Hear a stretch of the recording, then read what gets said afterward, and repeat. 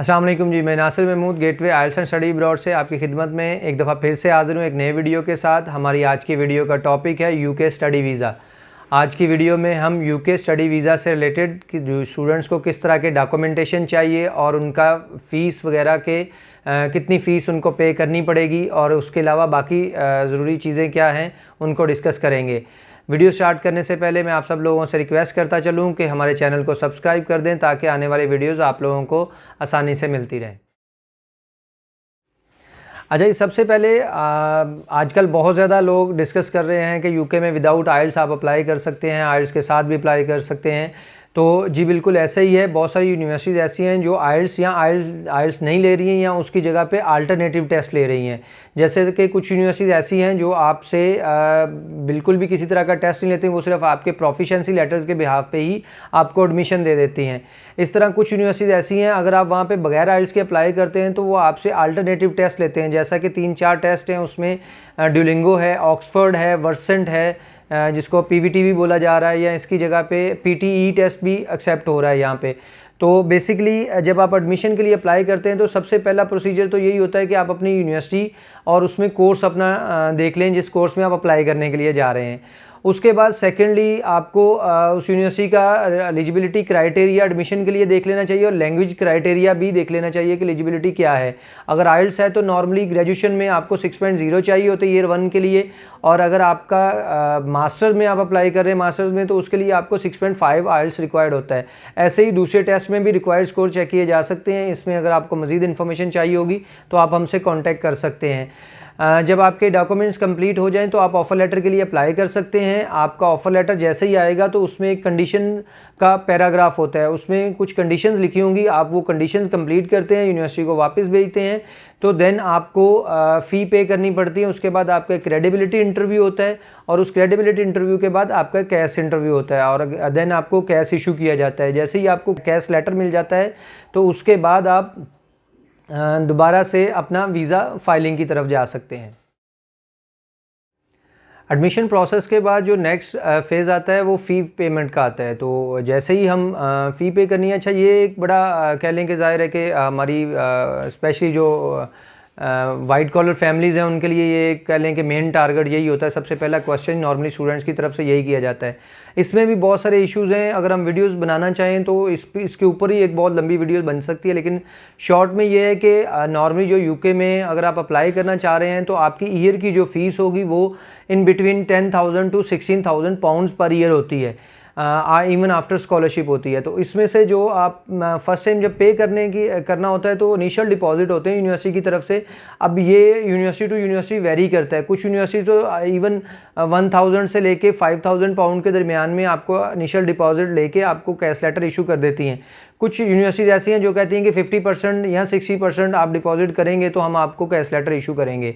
अच्छा, यहाँ पे टेक्निकल बात ये है कि नॉर्मली हमसे भी आके मेरे से भी कुछ स्टूडेंट बात करते हैं, कुछ मेरे दोस्त मतलब दूसरे लोग जो अप्लाई कर रहे हैं उनसे भी स्टूडेंट करते हैं कि जी हमने मिसाल के तौर पे आपने यूनिवर्सिटी में अप्लाई किया, आप कह रहे हैं कि जी आपको डिपॉजिट जो है वो थोड़ा सा ज़्यादा पे करना पड़ेगा, जबकि हम कहीं और गए थे, किसी और एजेंट ने या यूनिवर्सिटी ने हमें डायरेक्टली कहा है कि आप मतलब 2,000 पाउंड के साथ अप्लाई कर सकते हैं या मतलब इससे कम में कर सकते हैं। तो अब इशू यहाँ पे ये होता है कि नॉर्मली मेरी रिकमेंडेशन होती है कि आप कम से कम 5,000 या 50% फ़ीस पे कर लें, क्योंकि आप अगर कम फ़ीस पे करके जा भी रहे हैं इनिशियल डिपॉजिट में तो आप जैसे ही वहाँ पे लैंड करेंगे या जैसे ही आप यूनिवर्सिटी में पहुँचेंगे तो बिफोर इनरोलमेंट यूनिवर्सिटी ने आपसे अपना सेमेस्टर का फ़ीस कंप्लीट करवानी होती है। तो वो सूनर और लेटर आपको देने तो होते हैं, उसमें बेहतर है कि आप पहले दे दें ताकि आपका वीज़ा रेशियो थोड़ा हाई हो जाए। तो अगर हम फ़ीस की बात करते हैं, मेरी नॉर्मली जो एवरेज रिकमेंडेशन होती है वो ये होती है कि आप मिनिमम 5,000 पाउंड तक ज़रूर इनिशियल डिपॉजिट में पे करें। अगर आप 50% पे कर सकते हैं तो that would be great. Otherwise आपका कम से कम 5,000 पाउंड तक हो ताकि आपकी एक रीज़नेबल एप्लीकेशन हो और आपको वहाँ पे जाके भी बहुत ज़्यादा झटका ना लगे कि जैसे ही आपको पता लगे कि आपको अभी सेमेस्टर की फ़ीस पे करनी है तो ज़्यादा बर्डन ना हो, ज़्यादा टेंशन ना हो। इसके बाद अगर हम नेक्स्ट एक्सपेंस की बात करते हैं तो सेकंड एक्सपेंस इसमें होता है IHS का, और यूके गवर्नमेंट की तरफ से जो IHS की फ़ीस है ये 470 पाउंड्स है पर ईयर।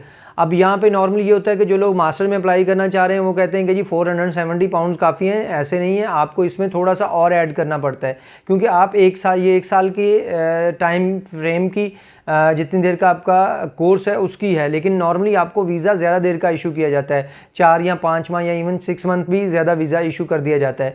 तो ऐसे में आपके पास एक्स्ट्रा इंश्योरेंस या मतलब IHS के पैसे पे आपको करने चाहिए। इसमें ये होगा कि आप नॉर्मली 235 पाउंड्स एक्स्ट्रा पे किए जाते हैं, या कम से कम 200 पाउंड तो ज़रूर एक्स्ट्रा पे किया जाता है।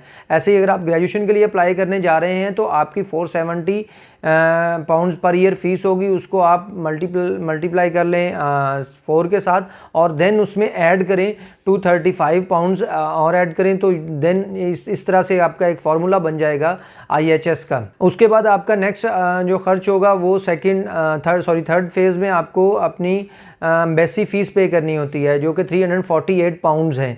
ये फ़िक्स है, इतनी होती है। इसके बाद आपको एक UK TB टेस्ट करवाना होता है, ये यहाँ पे आपका पाकिस्तान में ही होता है। तो इसके लिए 11,350 रुपये पाकिस्तानी रुपीज़ जो हैं वो इसकी फ़ीस आजकल चल रही है। अच्छा जी, आपको वीज़ा प्रोसेस और एडमिशन के लिए जो डॉक्यूमेंट्स की जिनकी ज़रूरत होगी, उनमें सबसे पहले नंबर पे तो आपके एजुकेशनल डॉक्यूमेंट्स होते हैं। सेकंड नंबर पे आपके पासपोर्ट है, आपका ID कार्ड है, FRC है। इसके अलावा आपके पास एक बैंक स्टेटमेंट होनी चाहिए।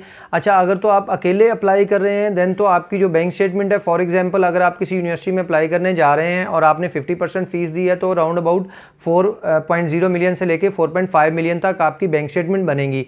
लेकिन अगर आपके साथ आपके कुछ स्पाउस अप्लाई कर रहे हैं तो देन ये बैंक स्टेटमेंट बढ़ जाएगी, ये अप्रॉक्सीमेटली 6.5 मिलियन तक चले जाएगी। और उसके बाद आपके पास अगर आप एडमिशन अप्लाई करने जा रहे हैं तो यूके में आपके पास 2 रेफरेंस लेटर होने चाहिए। इसके अलावा आपके पास एक इंग्लिश प्रोफिशिएंसी लेटर होना चाहिए, और अगर आपकी रीसेंट डिग्री कंप्लीट हुई है तो आपके पास डिग्री कंप्लीशन लेटर या प्रोविजनल लेटर जिसको बोला जाता है, ये लेटर भी आपके पास होने चाहिए। इन डॉक्यूमेंट्स के साथ साथ आपके पास आपको एक वीज़ा फ़ाइल करना पड़ता है, और VFS में मतलब एप्लीकेशन ले जाने के लिए ऑनलाइन आप जाके अपना वीज़ा फ़ाइल करते हैं। और आपके पास आपकी एक SOP होनी चाहिए जिसमें आप अपना स्टेटमेंट लिखेंगे कि आप क्या रीज़न्स हैं, किन वजह से आप यहाँ पे एडमिशन लेना चाह रहे हैं, और क्या मतलब आपके फ्यूचर गोल्स वगैरह क्या हैं। तो इसमें अगर आपको हेल्प चाहिए होगी SOP वगैरह में या बैंक स्टेटमेंट के फार्मूले को लेके या किसी भी तरह के एडमिशन से प्रोसेस से, तो आप हमें डिस्क्रिप्शन में मौजूद नंबर पे कांटेक्ट कर सकते हैं, या हमें मतलब कमेंट्स में भी इवन पूछ सकते हैं, तो हम आपको बता देंगे। बाकी बैंक स्टेटमेंट कैसी होनी चाहिए, कितनी होनी चाहिए, किस तरह की होनी चाहिए, एक लंबा टॉपिक है, तो इस पर इंशाल्लाह हम नेक्स्ट वीडियो बनाएंगे, कंप्लीट वीडियो, और वो शेयर की जाएगी आप लोगों के साथ। अच्छा, लास्ट में स्कॉलरशिप पे हम बात कर लेते हैं। तो यूके में जो नॉर्मली स्कॉलरशिप का क्राइटेरिया है ये 2-3 तरह का है।